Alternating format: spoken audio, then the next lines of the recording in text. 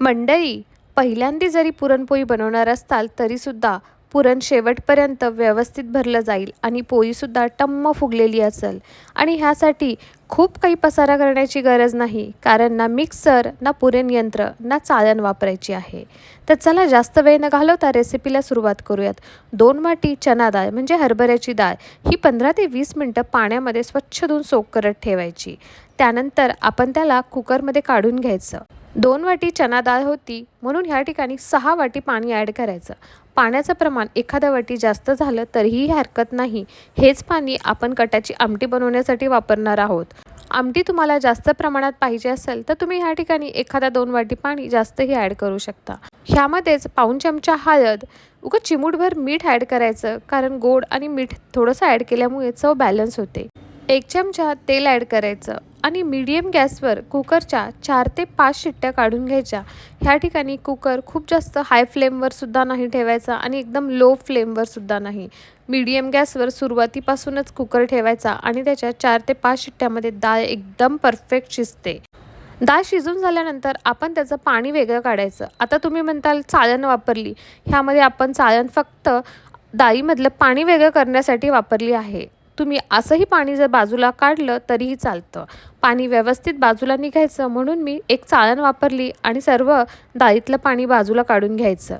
आता ह्या ठिकाणी हे पुरण हटण्याची सुद्धा गरज पडणार नाही. फक्त एकदा व्यवस्थित चेक करून घ्यायचं की डाळ एकदम छान परफेक्ट शिजलेली आहे.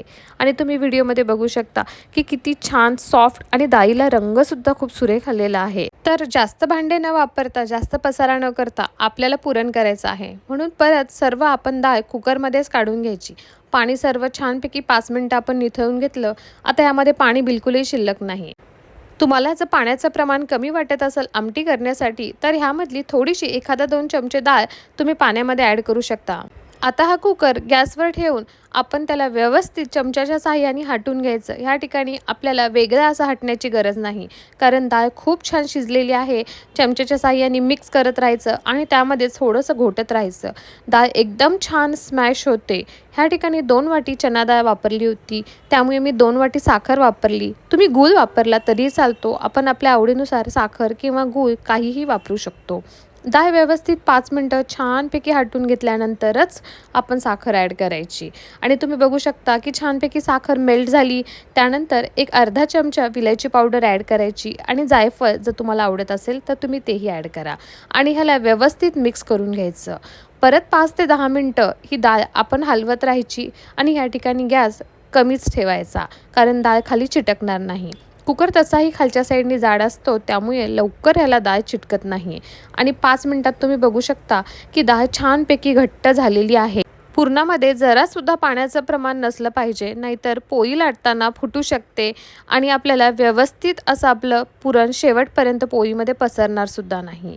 एक 10 ते 15 मिनटं लागतात ह्या प्रोसेसला. साखर ॲड केल्यानंतर छानपैकी घट्ट पुरण बनून तयार झालं. व्हिडिओत दाखवल्याप्रमाणे असं सेंटरला पुरणाचा चमचा ठेवला आणि तो छानपैकी उभा राहिला. ह्याचा अर्थ पुरणाची कन्सिस्टन्सी एकदम परफेक्ट आहे. आता हे पुरण आपल्याला फक्त थंड करून घ्यायचं. मी चांगलं झूम करून दाखवते आहे की पुरण हटलं नाही, मिक्सरमधून काढलं नाही, चाळणामध्ये सुद्धा आपण चाळून घेतलं नाही, तरीसुद्धा बिलकुलही गाठी नाही आहेत आणि पुरण छानपैकी बनून तयार झाले. खूप कडकही नाही आणि खूप पातळही नाही. अशा प्रकारे कमी मेहनतीत तुम्ही खूप छान पुरण बनवू शकता. पुरण थंड होते तोपर्यंत आपण पीठ मळून घेऊ. ह्या पुरणाच्या पोळीसाठी पीठ मळण्याची सुद्धा एक वेगळीच ट्रिक असते, त्यामुळे पोळी फुटत नाही आणि चांगली फुगते. तर ह्या ठिकाणी 2 वाटीच गव्हाचं पीठ घेतलं होतं. पाऊण चमचा मीठ आणि पाऊण चमचा हळद. त्याच्यामध्ये आपल्याला 2 चमचे तेल ॲड करायचं आणि गरज वाटल्यास पीठ मळताना सुद्धा आपण थोडंसं आणखीन 2 चमचे तेल ॲड करू शकतो. तेल ॲड केल्यामुळे पोळी छान सॉफ्ट होते आणि ती बिलकुलही फुटत नाही. ह्या ठिकाणी बिलकुलही मैद्याचा वापर केलेला नाही. बरेच जण मैद्याची पोळी बनवतात, त्यामुळे ती फुटत नाही.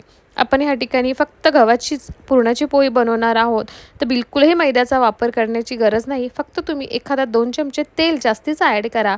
छानपैकी पीठ सॉफ्ट मळून होतं आणि छान रबरासारखं होतं, त्यामुळे मस्त मोठी पुरणपोळी बनते, टम्म फुगते आणि फुटतसुद्धा नाही. गरजेनुसार थोडं थोडं करून पाणी ॲड करा आणि एकदम छान सॉफ्ट असं पीठ मळून घ्यायचं. आपण रेग्युलर जे चपातीसाठी पीठ मळतो त्याच्यापेक्षा आणखीन थोडं सॉफ्ट हे पीठ मळून झालं पाहिजे, म्हणजे पोळी लाटताना सोपी जात. पीठ सॉफ्ट मळून झाल्यानंतर परत वरच्या साईडनी थोडंसं त्याला तेल लावून एक 20 मिनिटासाठी किंवा 15 मिनिटासाठी तरी आपण हे पीठ चांगलं झाकून ठेवायचं.